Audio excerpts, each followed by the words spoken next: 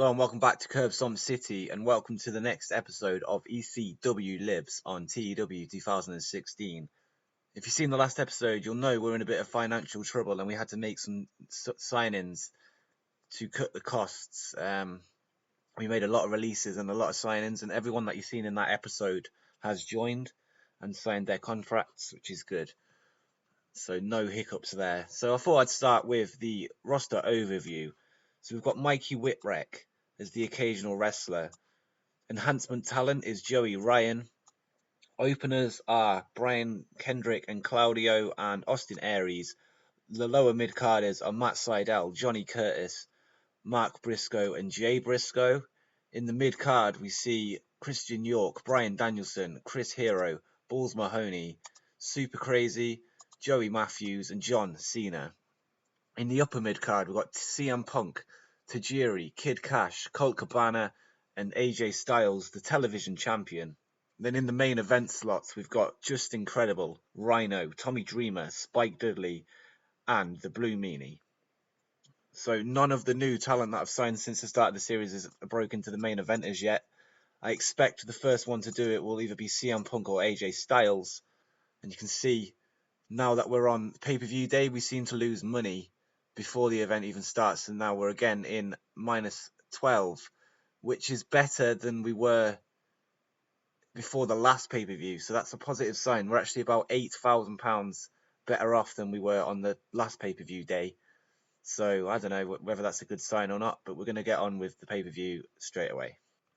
We've got to set the broadcaster, and we've got some locker room incidents to deal with, so we're just going to pick one that we haven't used yet, which is Mid-Continental. We can only use one of these apparently, so yeah, that'll do. We're just Mid-Continental. We're going to have to look at getting some more pay-per-view deals abroad to bring in that extra pay-per-view revenue, since we can't use more than one American one. And we're going to hold this in the Tri-State. This is ECW Progress. And we're expecting 11,452 fans. So we're going to have to just look for an arena that will hold that amount. So we're going to look minimum capacity 11,000, maximum capacity 12, and see what comes up. So we're going to hold this in the NY Blue Cross Arena.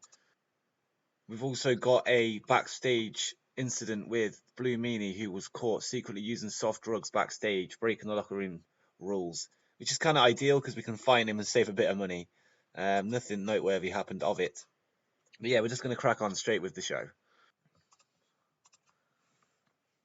Okay, so the show is booked, and we start with CM Punk is backstage with Paul Heyman, and he asks for a chance to wrestle AJ Styles in a singles match tonight for the television championship, and Paul Heyman accepts the request. Punk has been in good form recently, so Heyman feels he deserves a shot at the championship. And CM Punk is getting better at his gimmick, and Colt Cabana helped Punk during this segment. Worker improvements, there is none. Nothing else to note. This is D-41, so not too bad. Then we go to a promo with John Cena. I just wanted to give him some time on the mic, just see how he does. And he's talking about his upcoming singles match with Tommy Dreamer. And it says he's debuted his fun babyface gimmick. I thought he'd already debuted it, but apparently not. And it's got an initial rating of above average, so that's fine. It might be because he's been off TV for a while. I'm not sure. But yeah, D-, not too bad for a youngster. Then we go to a D+ match. That's good. In a bout that had subpar wrestling and little heat, Tommy Dreamer defeated John Cena by pinfall after 12 minutes with a pile driver. Tommy Dreamer got an in-ring performance of 65 and John Cena got a 23. So yeah, D+ for John Cena. It's not too bad at all. And that'll definitely improve his popularity. So that's good. And it was aimed to be a wild brawl and the match to be open so they get the same amount of offense. But yeah, Tommy Dreamer, the veteran, gets the win over John Cena. But this should put him on the map. Then we go to apparently a poor match. Spike Dudley defeats Kid Cash and Super Crazy in 12 minutes. In the order of elimination was Super Crazy first, then Kid Cash. This was a triple threat elimination match. Kid Cash carried the match in terms of in-ring performance. As you can see there, he got a 53. Dudley got a 43. Super Crazy got a 37. Super Crazy is improving in Rumble skills. The aim of the match is high spots and Spike Dudley to be the winner. So D, not too bad. Then in a bout that had subpar wrestling and little heat, Colt Cabana defeated Tajiri in 12 minutes, following a Colt 45. The match was poorly placed. The crowd hadn't peaked, so being called wasn't productive. Okay, that's something to note. Tajiri got a 49, Colt got a 31. And it was to calm the crowd. Obviously, that was a bad decision. I thought the last match would have got them hyped. I don't know.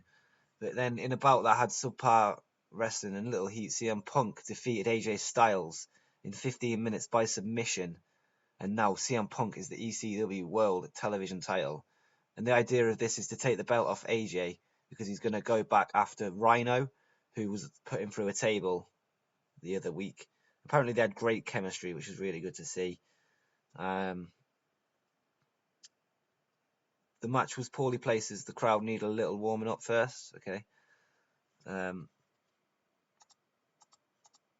yeah, this was supposed to be a technical masterclass and CM Punk to be the victor. AJ Styles improving in Rumble. D minus 39.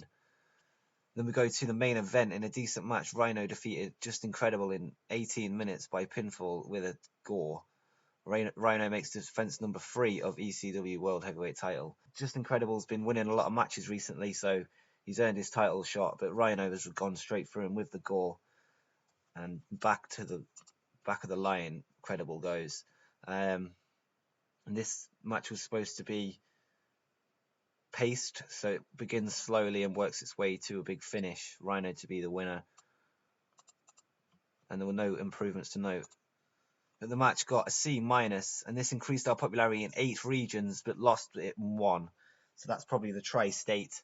But yeah, that's not too bad at all. C minus. It could be worse, considering it's all new talent, and they're not very known at the minute. I think we're doing quite well for that pay-per-view. So we're just going to encourage some of the youngsters. So CM Punk, AJ Styles, and John Cena make that speech. Pleased, pleased, and pleased. And we got a 0.14 for that pay-per-view buy rate, which is actually more than Guilty as Charged, so that's okay. That's 63,000 buys on that one, and this was 74,000 buys, so that's good. And we're going to look at getting more pay-per-view deals now as well. You'll see our money's gone up to 144,000, which is awesome.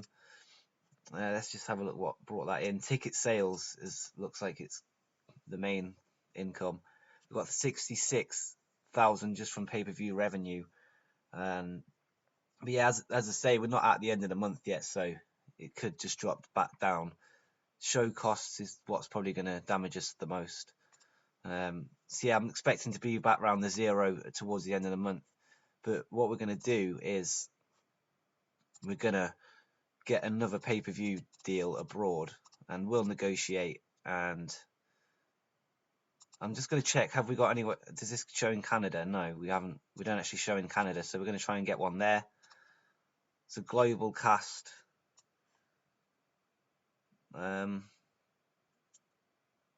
This is a medium size, so we could actually negotiate with these. Events, new deal.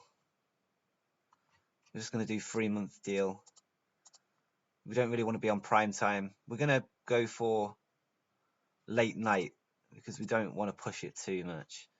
Then we're going to go to Mexico. Nothing there.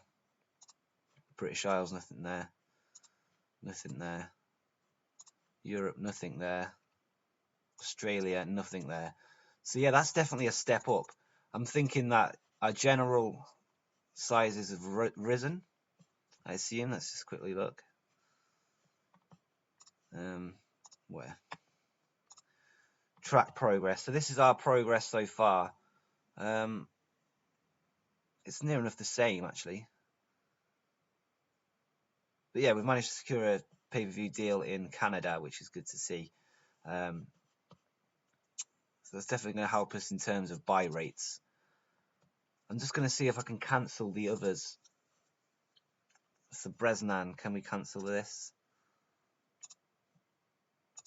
That's done.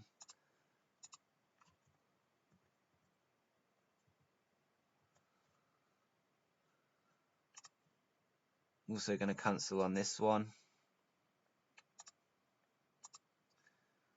And RCN, we're going to also cancel on.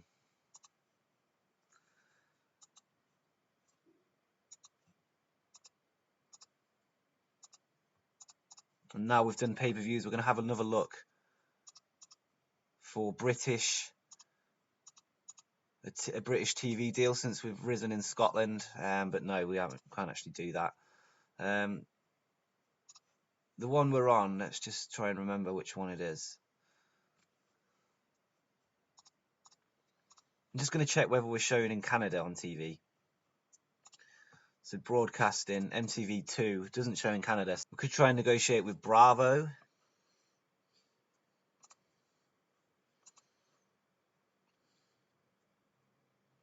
So we're going to try that. So apparently this deal will not come active until our other deal is over. So we're just going to leave it there for now. We're going to wait. And we're going to also try Mexico. So we can get a medium deal in Mexico. So we're going to go late night in Mexico as well. We'll bring it just to 3 months. Oh no, wait, hang on, what's this? Please note that you've got a deal with a rival broadcaster. Have I? Oh, it's shown in the Great Lakes and Southwest as well, so we can't really do that. British Isles we've already looked at. Japan. There's 3 that we can negotiate with. So let's do that. Rejected your request as they don't want any more TV shows, okay? What about this one? Okay, so we could get on this one. 3 months. Late night. Let's do that. So KTV we're on. Now, Sapporo TV. Let's try this one. Again, late night, 3 months. Done. Last place is Europe, and Australia are no-goes. So yeah, not too bad. And now I'm just going to end this episode here. And then in the next episode, we're going to bring you the next episode of ECW Revolt, which will be shown in some new areas now. I just want to address something as well. Someone said in a comment that I'm getting rid of all the ECW people and it's not even ECW anymore or something like that. So I just wanted to address that. But basically, I could keep all the ECW originals and then go bankrupt because they are costing us a lot of money, or we can get them out and get some youngsters in that aren't going to have as much wages and build them up for the future. And I think having a longer series using younger talent is better than just living in the past of ECW and trying to recreate it. And not only that, but most of them are like getting stoned backstage and drinking backstage and turning up drunk during the matches, especially Sandman. And we don't need that. Like, even if it was a real promotion and I was actually the boss, I wouldn't allow that in real life. And on the game, it actually has a physical effect on the morale of the locker room, and all the people are pissed off about the backstage atmosphere, and what's causing that is the drinking and the drugs. So anyone that's doing that is going to leave the company because it's best for business, as WWE say. So yeah, going forward, we're just going to build for the future now. It's about, well, ECW has always been about building new stars, and that's what we're going to continue the tradition of. But yeah, hopefully you've enjoyed this episode, and if you have, hit that like button and subscribe for more TEW 2016 and general wrestling content. And until next time, peace.